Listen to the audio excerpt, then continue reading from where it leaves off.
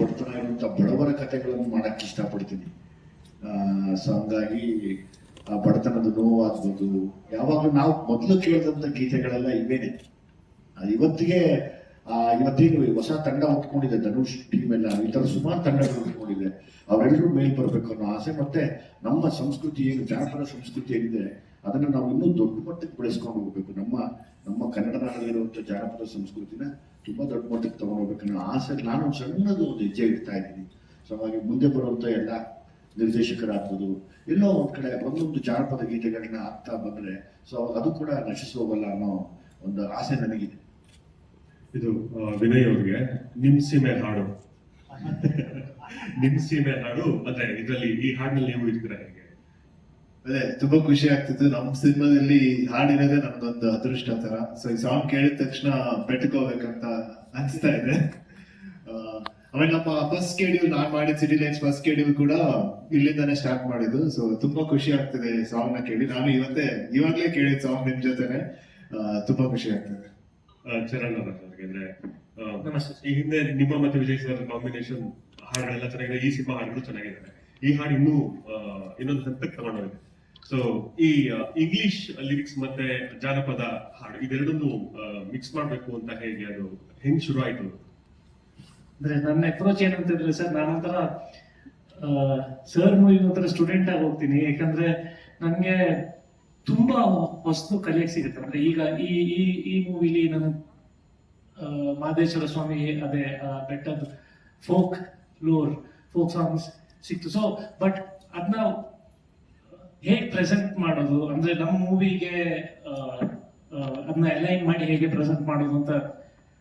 So ನಾನು sir ಇಬ್ರು ಅದನ್ನ ಹೇಗೆ ಈ ಫ್ಯೂಷನ್ ಹೇಗೆ ತಗೊಂಡ್ಬರೋದು, ಸೊ ಆ ಒಂದು ಪ್ರೊಸೆಸ್ ಅಲ್ಲಿ ಈ ರ್ಯಾಪ್ ಯೂಸ್ ಮಾಡೋಣ, ಒಳ್ಳೆ ಆರ್ಟಿಸ್ಟ್ ಯೂಸ್ ಮಾಡೋಣ, ರ್ಯಾಪ್ ಅಲ್ಲೂ ಒಳ್ಳೆ ಲಿರಿಕ್ಸ್, ಒಳ್ಳೆ ತುಂಬಾ ಅರ್ಥಗರ್ಭಿತವಾಗಿರೋದನ್ನ ಏನಾದ್ರು ತಗೊಂಡ್ಬರೋಣ ಅಂತ ಇದು ಸರ್ ಮತ್ತೆ ನನ್ನ ಡಿಸಿಷನ್ ಸರ್. ಬಟ್ ನಿಮ್ಮಿಬ್ಬರ ಕಾಂಬಿನೇಷನ್ ಅಲ್ಲಿ ಒಂದಷ್ಟು ಪೂರ್ತಿ ಸಬ್ಜೆಕ್ಟ್ ಫೈನಲೈಸ್ ಆದ್ಮೇಲೆ ಈ ಟ್ರ್ಯಾಕ್ ಗಳೆಲ್ಲ ಸ್ಟಾರ್ಟ್ ಆಗುತ್ತಾ ಹೇಗೆ ಅಂತ? ಸಾರಿ ಸರ್, ಈ ಸಬ್ಜೆಕ್ಟ್ ಪೂರ್ತಿ ಫೈನಲ್ ಆದ್ಮೇಲೆ ನೀವು ಡಿಸ್ಕಷನ್ ಆದ್ಮೇಲೆ ಇದು ಟ್ರ್ಯಾಕ್ ಹೋಗುತ್ತಾ ಅಥವಾ ಬರೀ ಸಾಂಗ್ಗಳು ಮಾತ್ರ ಪರ್ಟಿಕ್ಯುಲರ್ ಮಾತ್ರ ಮಾತಾಡ್ತೀರಾ? ಇಲ್ಲ ಸರ್, ಇದು ತುಂಬಾ ಸ್ಪಾಂಟೇನಿಯಸ್ ಆಗಿ ಆಗ್ತಾ ಇರುತ್ತೆ ಸರ್. ಅಂದ್ರೆ ಇಂಪ್ರೊವೈಸೇಷನ್ಸ್ ಆಗ್ತಾ ಇರುತ್ತೆ. ಕೆಲವೊಂದ್ಸರಿ ಬ್ಯಾಕ್ ಗ್ರೌಂಡ್ ಸ್ಕೋರ್ ಮೇಲೆ ವರ್ಕ್ ಮಾಡ್ಬೇಕಾದ್ರೆ ಹೊಸದಾಗಿ ಕುಟ್ಕೊಳ್ಳುತ್ತೆ. So very spontaneous decision sir. ಇದು ತುಂಬಾ ಇಂಪ್ರೊವೈಸ್ ಮಾಡ್ತಾ ಇರ್ತೀವಿ. ದಟ್ ಇಸ್ ಅ ಮ್ಯಾಜಿಕ್ ಅಲ್ವಾ? ಅಂದ್ರೆ ಮ್ಯಾಜಿಕ್ ಕ್ರಿಯೇಟ್ ಇದೆ sir. Student of music. Manish ಅವ್ರಿಗೆ ಫೇಸ್ ಮಾಡ್ತಾ ಇದ್ದೀರಾ ಅಪ್ಪನೇ ಡೈರೆಕ್ಟರ್, ಅಂದ್ರೆ ಲಂಡನ್ ನಿಂದ ನೀವು ತರಬೇತಿ ಪಡೆದು ಬಂದಿದ್ರು ಸಹ ಇಲ್ಲಿನ ಒಂದು ಶೂಟಿಂಗ್ ಮತ್ತೆ ರಾ ಸ್ಟೋರಿ, ರಾ ಲೊಕೇಶನ್ಸ್ ಹೇಗಿತ್ತು ಎಕ್ಸ್ಪೀರಿಯನ್ಸ್? ಭಯ ಖಂಡಿತ ಇತ್ತು, ಬಟ್ ಆಲ್ಸೋ ಅಪ್ಪ ತುಂಬಾ ಕಂಫರ್ಟಬಲ್ ಆಗಿ ಮಾಡಿಸಿ ಎಲ್ಲ ಕೆಲಸ ಹೇಳ್ಕೊಟ್ರು, ಹಿಂಗ್ ಮಾಡು ಅಂತ. ಕಲ್ತ್ಕೊಂಡ್ ಬಂದಿರೋದು ಒಂದಾದ್ರೆ ಇಲ್ಲಿ ಸೆಟ್ ಬಂದು ಕಲ್ತಿರೋದು ತುಂಬಾ ಇದೆ. ಅಲ್ಲಿ ಏನಿದ್ರು ಕ್ಯಾರೆಕ್ಟರ್ ವರ್ಕ್ ಹೇಗೆ ಅಂತ ಹೇಳ್ಕೊಡ್ತಾರೆ, ಬಟ್ ಇಲ್ಲಿ ಬಂದ್ಮೇಲೆ ಹಿಂದೆ ಒಂದಷ್ಟು ಕಲಿಯುವಂಥದ್ದು ಇರುತ್ತಲ್ಲ. ಸೊ ಅದನ್ನ ಎಂಟೈರ್ಲಿ ಲೊಕೇಶನ್ಸ್ ಇಂದ ಹಿಡಿದು ಪ್ರತಿಯೊಂದು ಸಹ ನಾವು ಮಾಡಿರೋ ಪ್ರತಿಯೊಂದು ದಿವಸದ ಶೂಟು ಎವ್ರಿಥಿಂಗ್ ನನಗೆ ಎಲ್ಲ ಹೊಸ ಎಕ್ಸ್ಪೀರಿಯನ್ಸ್. ವಿಜಯ್ ಸರ್, ಅಂದ್ರೆ ನೀವು ಒಂದಷ್ಟು ಈ ತರ ತಂಡಗಳನ್ನ ಒಂದೊಂದು ಸಿನಿಮಾದಲ್ಲಿ ಇಂಟ್ರೊಡ್ಯೂಸ್ ಮಾಡ್ತಾ ಇದ್ದೀರಿ. ಈ ಸಾಂಗ್ ಅಥವಾ ಈ ತಂಡ ಈ ಸಿಚುವೇಶನ್ ಸೂಟ್ ಆಗುತ್ತೆ ಅಂತ ಯಾವಾಗ ಗೊತ್ತಾಗುತ್ತೆ, ಹೆಂಗ್ ಡಿಸೈಡ್ ಮಾಡ್ತೀರಿ ಅಂತ? ಅದು ನಾನು ಚರಣ್ ಫಸ್ಟ್ ಇತ್ತು, ಯಾಕಂದ್ರೆ ಮ್ಯೂಸಿಕ್ ಅವ್ರು ಚೆನ್ನಾಗುತ್ತೆ, ನಂದು ಮತ್ತೆ ಜಾನಪದ ಇಬ್ರು ಮಾತಾಡ್ಕೊತೀವಿ. ಚರಣ್ ನಿನ್ನ ಮಾಡ್ಬೋದಲ್ವಾ ಅಂದಾಗ ಚರಣ್ ಅದು ಫುಲ್ ಆಗಿ ಮೈಂಡ್ ಬಂತು 100% ಚರಣ್ ಬಿಡಲ್ಲ. ನಮ್ಗೆ ಚರಣ್ ಮೇಲೆ ಯಾವಾಗಲೂ ಅದೊಂದು ದೊಡ್ಡ ನಂಬಿಕೆ. ಮತ್ತೆ ಇದೇ ಸಿನಿಮಾ ಅಲ್ಲಿ ಇನ್ನ 3-4 ಸಾಂಗ್ಗಳಿದ್ದಾವೆ. ನನಗೆ ಗೊತ್ತಿರೋ ಹಾಗೆ ನಮಗೆ ನಾವೇ ಕಾಂಪಿಟೇಷನ್ ಆಗಿದ್ದೀವಿ. ಯಾಕಂದ್ರೆ ಸಲಗಾಲಿ ಭೀಮಾಲಿ ತುಂಬಾ ಚೆನ್ನಾಗಿ ಮಾಡಿದ್ವಿ, ಎಲ್ಲ ಸಾಂಗ್ಸ್ ಇಟ್ಟಾಯ್ತು. ಈಗ ಚೆನ್ನಾಗಿ ಮಾಡಬೇಕು ಅಂತ ನಾವು ಹೋಗಿಲ್ಲ, ಏನ್ ಕೇಳ್ತಾ ಇದೆ ಸಬ್ಜೆಕ್ಟ್ಗೆ ಅಂತ ಮಾತ್ರ ಹೊಡೆದಾಡಿದ್ವಿ ಮತ್ತೆ ಕೂಡ. ಸೊ ಹಂಗಾಗಿ ಇದ್ರ ಆಚೆ ಬರ್ತಿದ್ವಿ ಅಂತ ಕಾಣುತ್ತೆ. ಈಗ ಇನ್ನೂ ಒಂದು 3-4 ಸಾಂಗ್ ಏನ್ ಮಾಡಿದ್ದಾರೆ, ಹಾಗೆ ತುಂಬಾನೇ ಎಲ್ಲರಿಗೂ ಇಷ್ಟ ಆಗುವಂತ ಒಂದು ದೊಡ್ಡ ಆಲ್ಬಮ್ ಆಗುತ್ತೆ.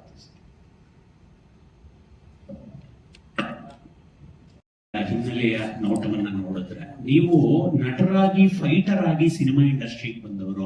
ತುಂಬಾ ಜನ ಕಲಾವಿದರು ಹೇಳ್ತಾ ಇರ್ತಾರೆ, ನಮ್ಗೆ ಸಿನಿಮಾದಲ್ಲಿ ಅವಕಾಶ ಸಿಗಬೇಕು ಅಂದ್ರೆ ಇಂಥ ವೇದಿಕೆಗಳು ಸಿಗಬೇಕು ಅಂತ.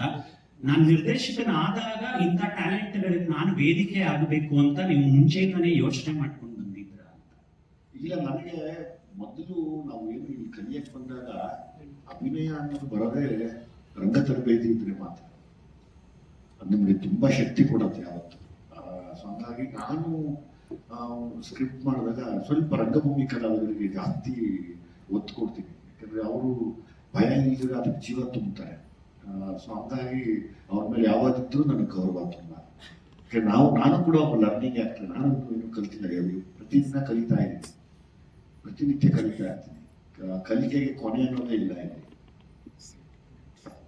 ಸರ್, ಈಗಿನ ಕ್ರಿಯೇಟರ್ಸ್ಗಳಿಗೆ ಅಂದ್ರೆ ಡೈರೆಕ್ಟರ್ಗಳಿಗೆ ಜಂಜಿ ಕಿಡ್ಸಿಗೆ ನಾವು ಏನ್ ಕೊಡ್ಬೇಕು ಅನ್ನೋ ಗೊಂದಲದಲ್ಲಿ ಇರ್ಬೇಕಂದ್ರೆ ಹಳೆ ಬೇರು ಹೊಸ ಚಿಗುರು ಅನ್ನೋ ತರ ಜಂಜಿ ಕಿಡ್ಸಿಗೆ ಯಾವ ತರ ಬೇಕು ಬೀಟು, ನಮ್ಮ ಜನಪದ ಕಲೆಯನ್ನ ಯಾವ ರೀತಿ ಹೇಳ್ಬೇಕು ಅನ್ನೋ ಐಡಿಯಾಸ್ಗಳಿದೆಯಲ್ಲ. ಸೊ ಇದಕ್ಕೆ ನಿಮ್ಗೆ ಯಾರು ಸಜೆಸ್ಟ್ ಮಾಡ್ತಾರೆ, ನೀವು ಕೂತಾಗೆ ಬರುವಂತದ ಹೇಗೆ ಅದನ್ನ ಸಿನಿಮಾಗೆ ಯಾವ ರೀತಿ ಅಳವಡಿಸ್ಬೋದು? ಇಲ್ಲ, ನಾನು ಕರೆಕ್ಟ್, ತುಂಬಾ ಒಳ್ಳೆ ಪಾಯಿಂಟ್. ಪ್ರತಿ ಸರಿ ಈ ಹೊರಗಡೆ ನಾನು ನಿರ್ದೇಶಕ ಆದ್ಮೇಲೆ ತುಂಬಾ ಜಾಸ್ತಿ ಸೊಸೈಟಿ ಸುತ್ತಾಡಕ್ ಶುರು ಮಾಡಿದ್ದೀನಿ. ಎಲ್ಲೆಲ್ಲೆಲ್ಲಿ ಎಲ್ಲಾ ಜಾಗದಲ್ಲಿ ಸುತ್ತಾಡ್ತೀನಲ್ಲ, ಅಲ್ಲೆಲ್ಲರೂ ಇವತ್ತಿನ ಯಾರು ಜಂಜಿ ಕಿಡ್ಸ್ ಆಗ್ಬೋದು ಅಥವಾ ಮುಂದೆ ಬೆಳೆಯುವಂತ ಮಕ್ಕಳಾಗ್ಬೋದು, ಅವರು ಸ್ವಲ್ಪ ಈ ಸೌಂಡ್ ಕಡೆ ಇಷ್ಟಪಡೋ ತರ ಇದೆ. ಮತ್ತೆ ಆ ಸೌಂಡ್ ಅಲ್ಲಿ ನಾನು ಒಳ್ಳೇದೇನು ಹೇಳಕ್ ಸಾಧ್ಯ ಅಂದ್ರೆ, ಇದೇ ಇವಾಗ ಕೆಂಡದೋಕಿ ಗಂಡನ ಅನ್ನೋ ಲೈನ್ ಅಲ್ಲಿ ಪ್ರೇಯರ್ ಮಾಡಿದ್ರೆ, ಅಂದ್ರೆ ಎಕ್ಸ್ಟೆಂಟ್ ಹೋದ್ರೆ, ಒಬ್ಬ ಪ್ರಾರ್ಥನೆ ಮಾಡೋನ ಅವನ ಎಕ್ಸ್ಟೆಂಟ್ ಹೋದ್ರೆ ಹೆಂಗೆಲ್ಲ ಕೂಗ್ಬೋದು ದೇವ್ರನ್ನ ಅನ್ನೋ ಒಂದು ಕೂಗ್ನ ಇಂಗ್ಲಿಷ್ ಪದಗಳಲ್ಲಿ ಬರೆದು ಇಟ್ಟಿದ್ದೀವಿ ನಾವು. ವಿನಯ್ ಸರ್, ಇಲ್ಲಿ ಮೇಕಿಂಗ್ ವಿಡಿಯೋಗಳೆಲ್ಲ ತುಂಬಾ ನೋಡಿದ್ರೆ ವಿಜಯ್ ಸರ್ ಪ್ರತಿಯೊಂದನ್ನು ನಿಮ್ಗೆ ಹೇಳ್ಕೊಡ್ತಿದ್ದಾರೆ. ಚಿಕ್ಕ ಚಿಕ್ಕ ವಿಷಯ ಹಿಂಗೆ ಬರ್ಬೇಕು, ಹಿಂಗೆ ಇದ್ ಮಾಡ್ಬೇಕು ಅಂತೆಲ್ಲ. ಸೊ ಅವ್ರ ಡೈರೆಕ್ಷನ್ ಸ್ಟೈಲ್ ಹೆಂಗ್ ಅನಿಸ್ತಾ ಇದೆ ಅಂದ್ರೆ ಪ್ರತಿಯೊಂದನ್ನು ಹೇಳ್ಕೊಡ್ತಾರೆ, ನಿಮ್ಗೆ ಹಿಂಗೆ ಬರ್ಬೇಕು, ಹಿಂಗೆ ಇರ್ಬೇಕು ಅಂತ ಪಾಯಿಂಟ್ ಪಾಯಿಂಟ್. ಅದು ನನ್ಗೆ ಆಕ್ಟ್ ಮಾಡಕ್ಕೆ ಇಲ್ಲ, ಫೈಟ್ ಮಾಡಕ್ಕೆ ತುಂಬಾ ಈಸಿ ಆಗುತ್ತೆ. ಈಗ ವಿಜಯ್ ಸರ್ದು ಒಂದು ವರ್ಷ ಗಟ್ಲೆದು ಇದೆ ಎಕ್ಸ್ಪೀರಿಯನ್ಸ್ ಇದೆ, ಆಕ್ಟಿಂಗ್ ಅಲ್ಲಾಗ್ಲಿ, ಫೈಟಿಂಗ್ ಡೈರೆಕ್ಷನ್ ಅಲ್ಲಾಗ್ಲಿ. ಸೊ ಅವ್ರಿಗೆ ಒಂದು ಆಕ್ಟರ್ ಇಂದ ಆಕ್ಟಿಂಗ್ ಹೇಗೆ ಆಚೆ ತೆಗಿಬಹುದು. ಈಗ ಒಂದು ಚಿಕ್ಕ ಸ್ಟಂಟ್ ಮಾಡಕ್ಕೆ ಒಂದ್ ಚಿಕ್ಕ ನುವಾನ್ಸಸ್ ಇರುತ್ತೆ. ಸೊ ಆ ವಿಷಯನ ಒಂದ್ ವಿಷಯ ಹೇಳಿದ್ರೆ ನಮ್ಗೆ ಇನ್ನೂ ಈಸಿ ಆಗುತ್ತೆ. ಸೊ ಅದರಿಂದ ಅವ್ರ ಜೊತೆ ಕೆಲಸ ಮಾಡೋದು ತುಂಬಾ ಈಸಿ ಆಯ್ತು ನನ್ಗೆ. ಆಮೇಲೆ ತುಂಬಾ ಖುಷಿ ಆಗಿತ್ತು. ವಿಜಯ್ ಸರ್, ಮುಹೂರ್ತದ ಸಂದರ್ಭದಲ್ಲಿ ಹೇಳಿದ್ರಿ ಅಂದ್ರೆ ಬದುಕು ಕಟ್ಕೊಳಕ್ಕೆ ಬೆಂಗಳೂರಿಗೆ ಬಂದೊಂದರ ಕತೆ ಈ ಸಿನಿಮಾ ಅಂತ ಹೇಳಿ. ಸೊ ಈಗ ನಿಮ್ಮ ಮೊದಲ ಅಂದ್ರೆ ಡೈರೆಕ್ಷನ್ ನೋಡ್ಕೊ ಬಂದ್ರೆ ಸಲಗ ಉತ್ತರ ಕರ್ನಾಟಕದ ಒಂದು ಫ್ಯಾಮಿಲಿ ಕುಟುಂಬದ ಬಗ್ಗೆ ಹೇಳಿದ್ರಿ, ಭೀಮಾದಲ್ಲಿ ಬೆಂಗಳೂರಿನ ಒಂದು ಕುಟುಂಬ, ಅಲ್ಲಿನ ಒಂದು ಸಮಸ್ಯೆಗಳ ಬಗ್ಗೆ. ಈ ಸಿನಿಮಾದಲ್ಲಿ ಒಂದಷ್ಟು ಕಂಟೆಂಟ್ ನೋಡಿದ್ರೆ ಇಲ್ಲಿ ನಗರದ ಭಾಗದ ಒಂದಷ್ಟು ಅಂದ್ರೆ ಬದುಕು ಕಟ್ಕೊಳಕ್ಕೆ ಬೆಂಗಳೂರು ಬಂದಂತ ಮನುಷ್ಯರೇ ಆ ಒಂದು ಕಥೆನ ಇದು ಅಂತ. 100% ನಿಜ. ಅಂದ್ರೆ ಈಗ ಕೊನೆ ಹೇಳೋಣ ಅನ್ಕೊಂಡೆ ಸಿನಿಮಾ ರಿಲೀಸ್ ಟೈಮಲ್ಲಿ ತಾವು ಪ್ರಶ್ನೆ ಕೇಳಿದ್ರ. ನಾನು ಈ ಕತೆ ಹುಡುಕಾಟ ಮಾಡಿದಾಗ ಸುಮಾರು ಜನ ಗಂಡ್ಮಕ್ಳು, ಸುಮಾರು ಜನ ಹೆಣ್ಮಕ್ಳು ಪ್ರಾಪರ್ ಪರಿಚಯ ಇಲ್ದಿರ ಬೆಂಗಳೂರು ಬಂದ್ಬಿಡ್ತಾ ಇದ್ದಾರೆ. ಆ ಪರಿಚಯ ಇಲ್ದಿರ ಬೆಂಗಳೂರು ಬಂದು ಮೆಜೆಸ್ಟಿಕ್ ಅಲ್ಲಿ ಇಳಿದಾಗ ಅವ್ರ ಬದುಕುಗಳೇ ನಾಶನ ಆಗೋಗುತ್ತೆ. ಅದ್ರಲ್ಲಿ ಎಷ್ಟೋ ಹೆಣ್ಮಕ್ಳು ಮಿಸ್ ಆಗೋಗಿದ್ದಾರೆ. ಅವ್ರ ಪೇರೆಂಟ್ಸಿಗೆ ಶಿಕ್ಷೆ ಇಲ್ಲ ಪಾಪ. ಅವರು ಆ ಹೆಣ್ಮಕ್ಳು ಎಲ್ಲಿ ಹೋದ್ರು, ಏನ್ ಮಾಡ್ತಾ ಇದ್ದಾರೆ, ಅದೇನು ಹ್ಯೂಮನ್ ಟ್ರಾಫಿಕಿಂಗ ಅಥವಾ ಏನು ಹೆಣ್ಮಕ್ಳಿಗೆ ಯಾರೋ ಪಾಪ ಸುಮ್ಮನೆ ಪರಿಚಯ ಅಂತ ಹೇಳಿ ಕರ್ಸಿ ಮೋಸ ಮಾಡೋರಿದ್ದಾರೆ. ಗಂಡು ಮಕ್ಕಳುಗಳು ಬಂದು ಅವರೆಲ್ಲೋ ಒಂದ್ ಕಡೆ ಗೊತ್ತಿಲ್ಲ. ನಮ್ಮ ಸಿನಿಮಾದ ಅದನ್ನೆಲ್ಲ ತುಂಬಾ ಒತ್ತಿ ಬಿಡಿಸಿ ನಾನು ಹೇಳಿಲ್ಲ. ಎಷ್ಟೋ ಗಂಡು ಮಕ್ಕಳು ಮಿಸ್ ಆಗಿದ್ದಾರೆ. ಅದು ಕೂಡ ಆರ್ಗನ್ ಟ್ರಾಫಿಕಿಂಗ್ ಇರ್ಬೋದು. ಈ ತರದ ಏನೋ ಮಿಸ್ ಆಗ್ತಾ ಇದೆ. ಮೆಜೆಸ್ಟಿಕ್ ಅನ್ನೋದೇ ಒಂಥರ ನಮ್ಮ ಒಂದು ಎಲ್ಲೂ ಇದೆ ಅಲ್ಲಿ. ಹಣೆ ಬರ ಬರ್ಕೊಳ್ಳೋದು ಇದೆ, ಹಣೆ ಬರನ ಯಾರು ಇನ್ನೊಬ್ರು ಬಂದು ಕಳೆಯೋದು ಇದೆ. ಒಂದು ಕ್ಷಣ ಯಾಮಾರಿದ್ರೆ ಮಿಸ್ ಆಗೋಗುತ್ತೆ ಲೈಫಲ್ಲಿ. ನಾನು ಯಾವಾಗಲೂ ಒಂದೇ ರಿಕ್ವೆಸ್ಟ್ ಮಾಡ್ಕೊಳ್ಳೋದು ತಮ್ಮ ಪ್ರಶ್ನೆಗೆ ಲೋಕೇಶ್ ಅವರೇ, ಬೆಂಗಳೂರಿಗೆ ಯಾರೇ ಹೆಣ್ಮಕ್ಳು ಯಾರು ಬಂದು ಇಳಿತೀರಾ, ಒತ್ತಲ್ಲಿ ಬಂದಲ್ಲಿ ಇಳಿದ್ಬಿಡ್ತಾರೆ. ಯಾರು ಪ್ರೀತಿಸೋನ್ ಕರೀತಾನೆ ಅಂತನೋ, ಮತ್ತೆ ಇನ್ಯಾರೋ ನಂಬಿಕೆಯನ್ನು ಕರೀತಾನೆ ಅಂತನೋ, ಆ ಬಂದ ಹೆಣ್ಮಕ್ಳು ತನ್ನ ತಾಯಿ ತಂದೆಗೂ ಸಿಗ್ಲಿಲ್ಲ, ಕೊನೆಗೆ ಆಕೆಗೆ ನ್ಯಾಯನೂ ಸಿಕ್ಕಿಲ್ಲ ಬದುಕಿನಲ್ಲಿ. ಕೊನೆಗೆ ಆ ಮಗು ಎಲ್ಲೋಯ್ತು ಅಂತಾನೆ ಗೊತ್ತಿಲ್ಲ. ಎಷ್ಟು ಮಿಸ್ಸಿಂಗ್ ಕಂಪ್ಲೇಂಟ್ಸ್ ಇವತ್ತು ಹಂಗೆ ಇದೆ, ಸಿಕ್ಕಿಲ್ಲ. ಇದೆ ಮೆಜೆಸ್ಟಿಕ್ ಕತೆ. ಇಲ್ಲಿ ನಮ್ಮ ಸಿನಿಮಾಲಿ ಏನಾಗುತ್ತೆ ಅನ್ನೋದನ್ನ ಕುತೂಹಲದಿಂದ ತಾವು ಕೂಡ ನೋಡಿ ಅವತ್ತು ನನಗೆ ತಿಳಿಸ್ಬೇಕು ಮೊದಲನೇ ದಿವಸ ಅನ್ನೋ ಆಸೆ. ಹಳೆ ಮೈಸೂರು ಪ್ರಾಂತ್ಯದಲ್ಲಿ ಸರ್ ಅಂದ್ರೆ ತೆಗೆದಷ್ಟು ಕಥೆಗಳು ಸಿಗ್ತಾ ಇರುತ್ತೆ. ಸಾಕಷ್ಟು ಓಡಾಡ್ತಾ ಇರ್ತೀರಿ.